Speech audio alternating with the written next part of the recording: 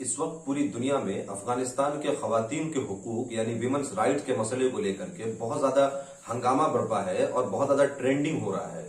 बड़े बड़े सेलिब्रिटीज, बड़ी बड़ी न्यूज एजेंसीज, यहां तक के पॉलिटिशियंस भी यूएस आर्मी के विड्रॉल के बाद विमेंस राइट को लेकर बहुत ज्यादा कंसर्न है और परेशानी दिखा रहे हैं। Brilliant women are right now absolutely petrified. देखें, मुझे गलत ना समझें, I am also concern for the well being of our sisters in Afghanistan.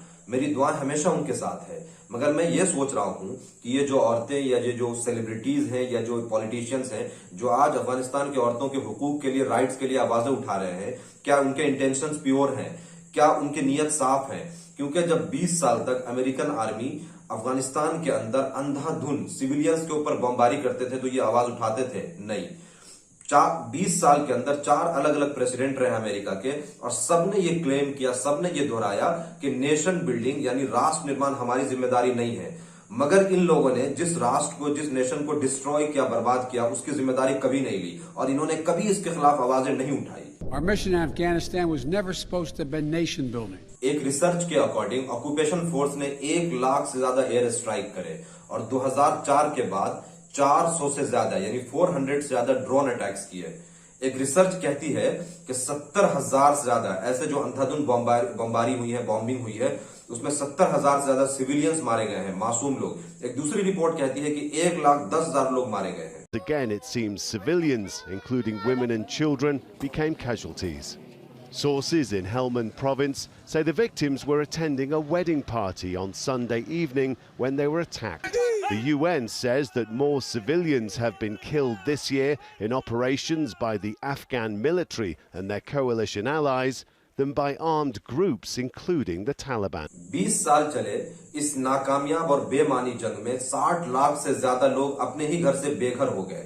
60 lakh में औरतें भी थीं, यकीनन औरतें भी थीं। 40 लाख से ज्यादा लोग रिफ्यूजी बन गए, यानी दूसरे मुल्कों में जाकर के पनाह लेना पड़ा। तो ये लोग जो अब आवाज उठा रहे हैं, शायद उनके मुंह में तब आंवले पड़े होंगे। Over the years, nearly 6 million Afghans have been rendered homeless. Of those, 3 million are displaced within Afghanistan. 2.6 million Afghan refugees are taking shelter in other countries. मुझे माफ कीजिएगा, ये लोग जो अब आवाज उठा रहे हैं या वुमेन्स राइट की बात कर रहे हैं, मुझे लगता है कि उन्हें कोई ग्राउंड नहीं है इस बारे में बात करने का। क्यों? क्योंकि जब 20 साल तक अंधाधुंध सिविलियंस को, औरतों को, बच्चों को मारा गया तब ये खामोश थे। हाँ, ये और बात है कि तालिबान के पास्ट को देख करके उनकी आलोचना की जा सकती है, मैं भी उनका आलोचक हूं, लेकिन उन्होंने वादा किया है कि हम विमेन राइट को बहाल करेंगे, खासतौर से एजुकेशन के ऊपर उनको दोबारा से अधिकार देंगे ताकि वो पढ़ाई कर सके। About the women's rights, whether they are right to education, their right to work, we don't have a problem with that. We do not have any problem with that.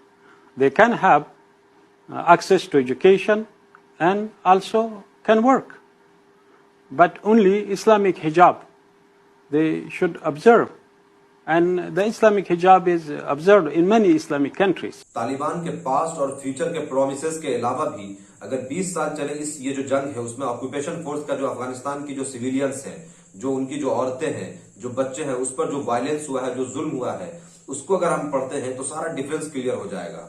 20 साल चले इस नाकामयाब जंग में अमेरिका ने $1 ट्रिलियन खर्च किया।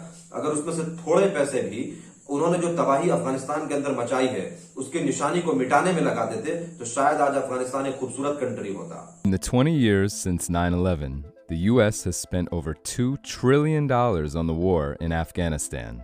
That's $300 million per day, every day, for 2 decades. Or $50,000 for every person in Afghanistan's population of 40 million. You could also look at it this way.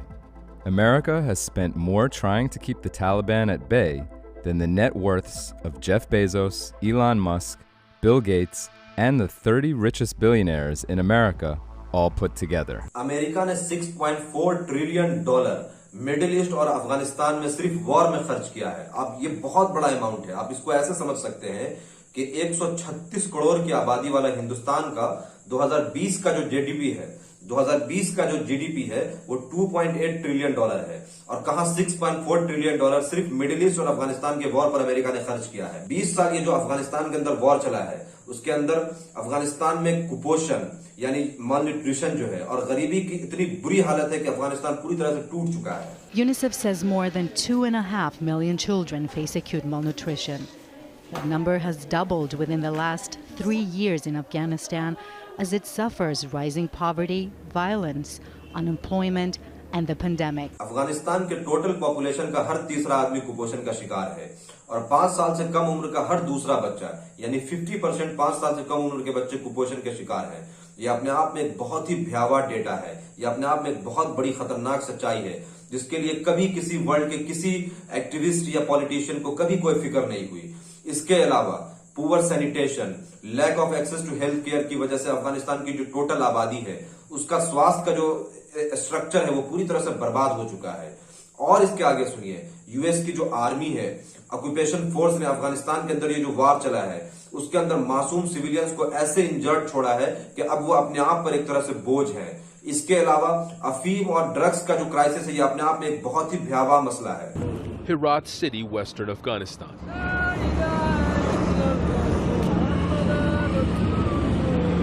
These men just a few of the millions of addicts in the country today. The latest UN figures suggest women and children are as much at risk of ending up like this, addicted to opium, heroin, morphine, crystal meth. Even when they're high, these men know where it can lead. Every night, 1 or 2 are dying here. They are very young and they do not have any family. They were once very useful citizens and were not like this before. But now their life is in a severe condition. क्या दुनिया उस वक्त अफगानिस्तान की औरतों के लिए परेशान था, कंसर्न था, जब ऑक्यूपेशन फोर्स जानबूझ करके अपने फायदे के लिए अफीम की खेती को और ज्यादा बढ़ावा देता है। एक ऑथेंटिक सोर्स ये क्लेम करता है कि अफगानिस्तान के अंदर पैदा होने वाले हर नए बच्चे के अंदर अफीम, ड्रग्स और दूसरे मादक पदार्थों का एक खतरनाक लेवल तक मवाद मौजूद है। यूनाइटेड नेशन के एक रिपोर्ट के अनुसार 2015 में 9.5% अफगानिस्तान की औरतें और 9.2% अफगानिस्तान के बच्चे नशों में लिप्त थे। याद रहे ये जो नंबर है 2017-18 में काफी ज्यादा बढ़ गया है। क्या दुनिया उस वक्त अफगानिस्तान की औरतों के लिए परेशान थी जब ये जो 20 साल अफगानिस्तान के अंदर जंग चली है उसमें अफगानिस्तान की 2/3 जो आबादी है यानी तकरीबन 66% अफगानिस्तान की आबादी पोस्ट ट्रॉमेटिक स्ट्रेस सिंड्रोम से और दूसरी जो मेंटल हेल्थ के जो इश्यूज हैं यानी जंग की वजह से जो बीमारी जहनी तौर पे जो होती है उससे ग्रसित थे। क्या जो दुनिया के जो लोग हैं उसको तब फिक्र नहीं हुई? क्या दुनिया के वो लोग अफगानिस्तान की औरतों के लिए तब परेशान नहीं हुए जब ऑक्यूपेशन फोर्स शादियों में, फ्यूनरल्स में, उसके अलावा हॉस्पिटल्स पे बमबारी करते थे और सिविलियंस को मारते थे? दौलत निजामी कुवतों ने वसलवाल कुवतों ने मंगा गोख्तन अदा करे दा चे बमबारियों की पे झगड़ की ज्यादा कोशिशों की चे खपल शपेले और द बमूनो और द बमबारियों आगा हदफ बायत मागस्तासु दुश्मन भी चुकुम हम हदफ दा ने चे तासो पॉलिसी खलको बांधे बमबारियों की तरफ लुआड़ और असरी टेक्नोलॉजी दावा करे चे मंग नस्तना हम न खता की बे चे मंगा मुतासिफाना गुरु को आगा वदुनो की जनाजों की तासो बमबारी करे। क्या दुनिया उस वक्त अफगानिस्तान की औरतों के लिए परेशान नहीं थी जब 20 साल तक यही ऑक्यूपेशन फोर्स उन्हीं अफगानिस्तान के औरतों के बच्चों को लैंड माइन से उड़ाते थे और क्लस्टर बमों से उनके गांवों को बिल्कुल तहस नहस करते और बर्बाद कर देते थे, उनके घरों को बर्बाद कर देते थे और उनके फैमिली को और परिवारों को एक्सट्रीम पॉवर्टी और मुफलिसी में ढकेल देते थे। According to UN Mine Action Service, nearly all of Afghanistan's 34 provinces are riddled with mines. Last year, they killed or injured more than 2,000 Afghans. क्या दुनिया वाकई अफगानिस्तान की औरतों के लिए परेशान है, उनके हुकूक के लिए परेशान है? इन सब का आंसर है नहीं, बिल्कुल नहीं। यहाँ पे एक चीज मैं क्लियर कर देना चाहता हूँ कि मैं ये वीडियो इसलिए नहीं बना रहा हूँ कि तालिबान को रोमांटिसाइज करूं, बस मैं इसलिए ये वीडियो बना रहा हूँ कि ये जो वेस्ट का एक झूठा और फेक नैरेटिव है कि वो अफगानिस्तान के औरतों के हुकूक के लिए बड़े परेशान है और फिक्रमंद है, हम इसका इनकार करते हैं, हम इसको झूठ मानते हैं। खास करके तब जब ऐसी वीडियोस आ चुकी हैं कि काबुल एयरपोर्ट पे यूएस सोल्जर अफगानिस्तान की औरतों को वॉल पर से धक्का दे रहे हैं और हिंदुस्तान के एक बड़े न्यूज चैनल पर अफगानिस्तान के रिफ्यूजी को बिठा करके ये कहलवाया जाता है कि आप हिंदू धर्म एक्सेप्ट कर लें, आपको नागरिकता दी जाएगी। पश्तून में आप ये कहिए कि जो लड़की भारत में हिंदू लड़के से शादी करना चाहती है वो हमको संपर्क करे। अब पश्तून में कहिए। मैं बोलूंगी कि जो लड़की घर वापसी करे हाँ। सीए के कानून के मुताबिक उनका हक होता है भारत ये पश्तून में ये क्लिप अफगानिस्तान में जानी चाहिए। ये चैनल अब हिंदुस्तान में बड़े चैनल्स में शुमार होता है और किसी ने इसको कंडेम नहीं किया, जबकि ये बहुत बड़ी बात है। यहां पर एक चीज मैं फिर से क्लियर कर देना चाहता हूं कि ये जो लोग अफगानिस्तान के औरतों के हुकूक के लिए आवाज उठा रहे हैं, ये बिल्कुल झूठे हैं। क्यों? क्योंकि अगर ये वाकई सच्चे होते तो 20 साल जब इनके साथ बड़ा जुल्म हुआ तो ये आवाज उठाते, लेकिन तब ये बिल्कुल खामोश थे।